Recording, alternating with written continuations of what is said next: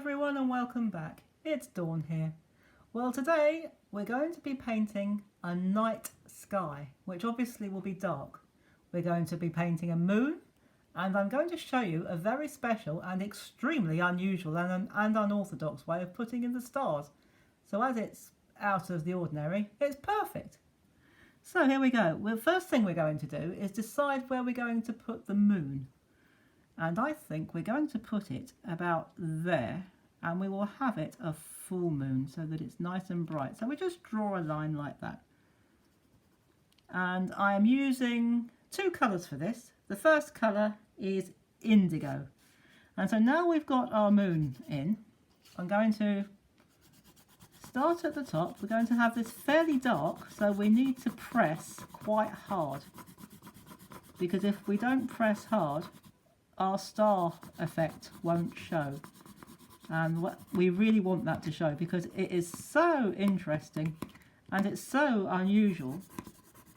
And I came across this quite by chance, this particular technique. I thought it was one of those things. I was walking around a shop, it wasn't even an art shop, I'll tell you what it was a bit later, and I thought, I wonder if that would work. And it was such a daft idea, I didn't think it possibly could work, but it did. Well, for me it did anyway. So we are going to get this sky painted in fairly quickly as we possibly can anyway, because this is just like a basic wash really. It's very similar to a basic wash, but all we're doing is we're just pressing harder to get more colour onto the paper. This is £140 watercolour paper, or 300 GMS watercolour paper, which is what I nearly always use. Occasionally I use other weights, but I almost always use the £140 because for me it works. And it is a knot surface if you're interested in the surface that I use. You can use a rough surface paper, but it will wear your pencil down, it will grind your pencil down. So be prepared for that, or be aware of that if that's what you want to do. And of course, pressing hard, you will need to sharpen these pencils, and I think we're just going to get away with that without needing it sharpened. It will need sharpening immediately after this, but I shall do that off camera later on. So we'll just get away with that. So I am going to put another colour in. I'm going to darken it still with Prussian blue. And again, we're going to use the side of the pencil. Don't use the tip like that. Use the side of the pencil because we're shading. So if you use the side of the pencil, A, it will stop it going blunt quite so quickly, and you'll get more pigment or more colour onto your paper. So use the side of your paper, or your pencil, I beg your pardon. Keep going around, try not to go over the moon. If you do, don't worry too much about it, because you can always wash it out and then do it again, but it's easier if you don't have to do that. So we'll try very hard not to go over the moon. It doesn't matter if it's a little bit of a ragged edge, as long as we don't cover it up. So we're nearly done with this. So just get these nice sides nice and dark. And we're nearly there. It's a bit of a laborious process, but when we've finished it, the overall effect, or the finished effect, looks fantastic. So we're going to use, I'm just using a medium brush. This is about a 4 or a number 6 brush. And in a little while after this series, I will be doing a series on how to paint trees. First of all, basic trees, and then specific trees. And after that, I'm going to give you a little bit of a tour around my studio and show you the brushes and the pencils and the equipment that I use. So that will be in a couple of weeks' time probably. But when we do this, we go carefully around the moon, because we really don't want to obliterate it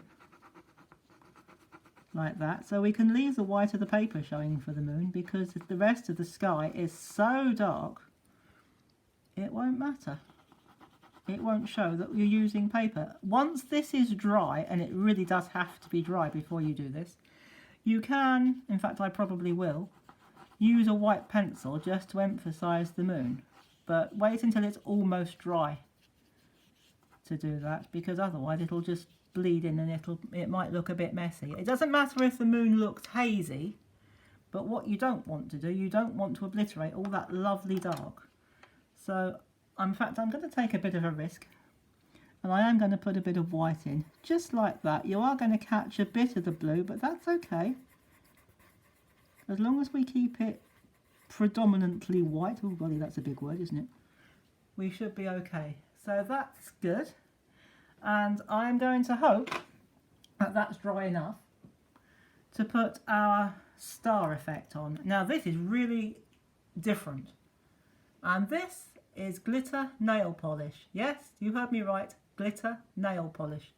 And I got this from, where did I get this from? I think I got it from Poundland in the UK. Or in the US, you might have something in the Dollar Tree, something similar.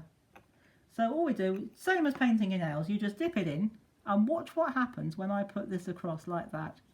We're not going to go right to the top, but we're just going to do this, and you can see the little bits of chunks of glitter staying on the paper, and they form the most fabulous stars. Isn't that fantastic? I couldn't believe this would work. When I first tried it, I thought, don't be daft, Dawn, that's not going to work. But it does. And you just keep on doing that. You just paint your stars wherever you want them. Don't go too mad. And there we go. A lovely starry, starry night. Don't worry, I'm not going to sing to you. That really would be suffering. So I hope you've enjoyed this video and my unique way of putting stars in a night sky.